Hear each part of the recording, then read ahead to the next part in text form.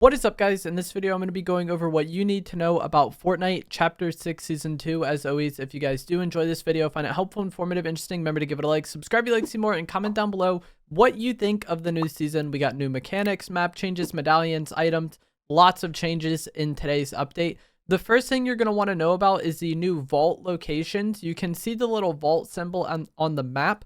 These are at a lot of the new POIs and some of the old POIs on the map as well, like Masked Meadows and Seaport City. To get into the vault, you need to place a thermite charge on the vault door, and then over time it will break open the vault, and then there will also be waves of guards that come at you and that you need to eliminate while you're attempting to open the vault. Around the map, and especially at these new vault locations, there are heist bags that you can open to get loot and guaranteed thermite, which is what you need to kind of open the vault. And once you put the thermite on the vault, that's when you kind of start the alarm and start this kind of wave defense minigame. You can actually shoot the red parts of the vault to make it open faster and go through the different stages faster. You don't shoot the thermite charge itself, but there will be like glowing red portions on the vault door that you can shoot to kind of speed this up, and then you'll get to like the next wave of guards you need to eliminate. Inside the vault, obviously you'll get loot, you'll get Dill bucks, and you'll get a lot of gold if you like break everything that's inside the vault. And this works on the train as well. The train has like a similar kind of mini game where you have to put the thermite on the charge or on top of the train, and you need to destroy turrets, and then you'll break into the train that way. What Dill bucks do is like, it's something that looks like a medallion, but it isn't actually a medallion, it's a currency. And then you spend Dill bucks and gold at black market locations for extra loot. The black market locations are also marked on the map, just like the vaults are, and like how the train is. The Kane boss will also spawn at one of the vault locations on the map randomly. He doesn't have a set POI that he spawns at every game. It can vary match to match, but you can see his icon on the map at all times. So before you jump out of the bus, you'll know which POI he'll be at, and he'll attack you as you attempt to open the vault. When he is eliminated, he will drop the Mythic Mammoth pistol, which has 2 shots per reload, and a medallion, which gives you the Gold Rush effect when you sprint. The Mythic Mammoth will body shot for 102 and headshot for 178. And as I said, this has 2 shots, which is pretty insane. With that damage, you could, 2-shot somebody and get them out of the game really quick. The Gold Rush effect of this medallion makes you sprint faster and adds a knockback effect if you sprint into somebody, similar to Nitro from the Wrecked season. And then it also makes you swing your pickaxe faster while you have the Gold Rush effect. If you have the medallion, you only get this effect when sprinting, so the pickaxe thing doesn't really apply to you. But there are also gold splashes that give you this effect in addition to healing you for a period of time. And then there's also a gold river in the new biome that will give you the Gold Rush effect for a period of time if you enter it. And it doesn't, this Gold Rush effect doesn't give you unlimited sprint like Nitro does. It just made you sprint faster. It also doesn't give fall damage immunity, to my knowledge. It's just like the faster movement and then that kind of bashing ability if you sprint into somebody. For the map changes, we got Twinkle Terrace, Nightshade Forest, Lost Lake, Bird, and Warriors Watch all removed. Shiny Shafts, Lone Wolf Lair, Crime City, and Outlaw Oasis were added. The Bridge POI was fully repaired. And then there's also new black market locations around the map that you can go to spend your Dill bucks and gold. And then there's also vaults at various POIs as well that were added. And then there's some other minor map changes across the map as well. Like there's too many to list, but those are like the big main ones that are really going to affect gameplay.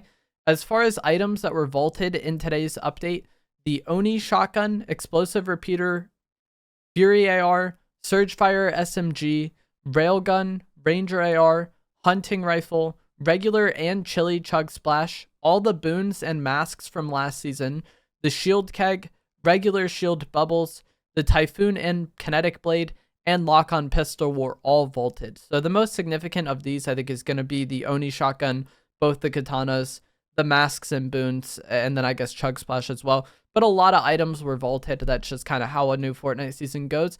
And then there was also a lot of items added. We got the Shield Bubble Jr., the Plasma Burst Laser, which is a laser weapon that also deals explosive damage from time to time, The collateral damage AR, which is kind of like an AR SMG hybrid. It's third person, but it has a very, very fast fire rate, so you can kind of use it like an SMG. The Falcon Eye Sniper was a new sniper that was added, but this can only do 200 damage to the head at gold and mythic rarity. The Kneecapper Bat was added, and this is like a worse version of the Typhoon Blade. Like the Typhoon Blade, you get better sprint and stamina if you sprint while you have this equipped. And there is a jump, but there isn't really a double jump like how the Typhoon Blade had. It's much more tame. And then it also has a melee and a slash attack similar to the Typhoon Blade. And the slash attack will knock people back and potentially cause them fall damage if you knock them off of high structures. But the range and area of effect of this slash effect on the bat is much more minuscule than what it was on the Typhoon Blade. With the Typhoon Blade, you could be 14 meters away and still hit somebody with the slash. I don't know what it is on the bat, but I tried it on a bot here, and as you'll see, like, I'm decently close to him. Like, this would have been easy slash range for the Typhoon Blade, and I still wasn't hitting him. So I feel like the bat is just a much more toned down version of the Typhoon Blade. The Porta Cover is an item that you can throw out, and it'll build like a small little cover structure for you to sit behind and shoot people. Much worse than a bunker, much worse than a Porta Fort. The Thermite was added, which allows you to open the vaults, and I believe you can also use it as dynamite. The Pulse Scanner is an item that will mark nearby enemies. The Med Mist Grenade is an item that you can throw down, and then it will heal white health, and it also kind of adds a smoke effect to give you a bit of cover while you are healing. The Sub-Zero Combat Kit was added. This is the Mortal Kombat Sub-Zero item. It has a kind of melee-ish attack, and then it also has a slide feature. I didn't like this item. I didn't think it was that great. The slide feature could be used for mobility, and you can actually use it to avoid fall damage. If you get knocked into the air, you can deploy the slide, and then you'll be immune to fall. But overall, I didn't really care for the Sub-Zero Combat Kit, and I don't really see myself using it. The Chug Jug was unvaulted, and now it functions like the heals that we had in Chapter 5 onward, where it will heal you over time. You don't need to complete the entire animation to heal with the Chug Jug like you did in the past. It'll heal both white health and blue health, and it just has a certain amount of charge to it that you use over time to heal. So it's kind of like the Flowberry Fizz, but Chug Jug version, and it doesn't give you the Fizz effect. Much better than how Chug Jugs were in the past, in my opinion. The Striker Burst AR was unvaulted. This is the Chapter 5 version. It comes with a 1.15 red dot. Weapon mods are not in the game, and it is now hit scan, not projectile. So it has like the stats of the Chapter 5 one, but it's hit scan and has this red dot permanently equipped. The aim assist was not fixed on it though. It still has bugged aim assist just like it did in Chapter 5, because, you know, why would Fortnite consider fixing that? The launch pads that are throwable were added back, so you could throw a launch pad down. This is a decent mobility item for, you know, moving your team. The Sticky Grenade Launcher was added, and then the Mammoth Pistol was also added. So there's a huge additions to the loot pool.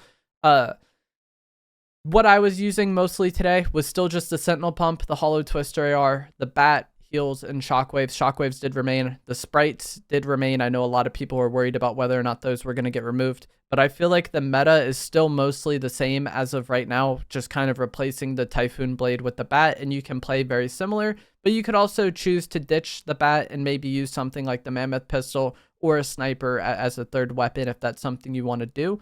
We did get new boons, but I only saw 2 of them today while playing, so I'm not sure if all of the ones I'm about to talk about are actually in the game, or maybe they'll be coming later, or maybe I just happened to not get them today for whatever reason, because, you know, Fortnite be like that sometimes. Vulture Reveal shows where enemies were eliminated on the map for a short time. I typically was able to get this from the black market locations, and I think this was a decent boon. You basically just get more awareness of what's going on the map, and you don't need to be nearby. You can have your map open, and you'll see little red skulls pop up showing you that people were eliminated, which is kind of crazy. There's a gold ammo boon, which you gain ammo from picking up bars, and those were the only 2 I saw today. Leakers also said there is the Gold Rush boon, where opening or destroying chests grants Gold Rush. The Adrenaline Rush boon, you gain the slap effect whenever you mantle or hurdle. The slap effect gives you unlimited sprint for a period of time, and this was actually an augment during Chapter 4 that I really liked, because it was somewhat of unlimited sprint because it's very easy to trigger a mantle and then have unlimited sprint for a period of time. So I really liked that one, and I hope that boon is in the game. And then greed find, you get extra bars from elims and opening containers. Not really that big of a deal in my opinion. The island will still spawn in 4th zone, and it works basically the same as it did last season, except the loot for eliminating Shogun X is different. He now gives a shield bubble medallion where you'll get a shield bubble when you're drinking heals. This sounds okay, I guess. Like, it'll definitely be helpful in certain zones and nice in situations where maybe someone was going to shoot you while you were healing. But I don't think this is like game changing. Like, I need that to win, to have an advantage in fights, like how the invisibility medallion was last season. If I'm playing an enemy and they get this boon or medallion, I really don't care. And then he'll also drop the mythic hollow twister AR, which previously dropped from the train. I don't really mind that. Like, I guess like I would like to have the mythic hollow twister AR, but again, it's not as motivating for me to go to island as the medallion was last season. So I feel like island, like my priority on island is significantly lower this season than last.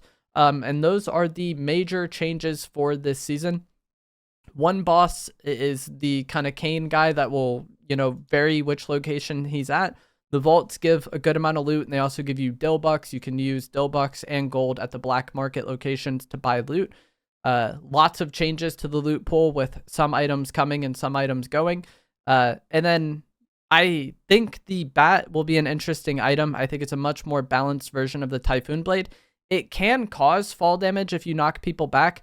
And the only item I've seen that allows you to negate that fall damage is going to be the Sub-Zero combat kit slide, but I'm not really sure. That doesn't make me really want to use it. The bat sprint jump also does make you immune to fall damage, but timing that after you get swung off is, you know, you need to be sprint jumping as it happens. So if you really want to avoid the fall damage, the Sub-Zero item is going to be your best bet, but I feel like the bat is way less of a factor than the Typhoon Blade was last season. The main kind of change to the meta, I think, is going to be the addition of the Mammoth Pistol. I think this weapon is very good. There's also a lot of items that were shown in the trailer, like the shotgun SMG dual wield weapon, that aren't actually in the game yet, and they'll be coming at a later date with updates. But that is going to be it for this video. As always, if you guys did find this to be helpful, informative, interesting, remember to give it a like, subscribe if you'd like to see more, comment down below what you think of Season 2, and I will see you guys in the next one. Thanks for watching.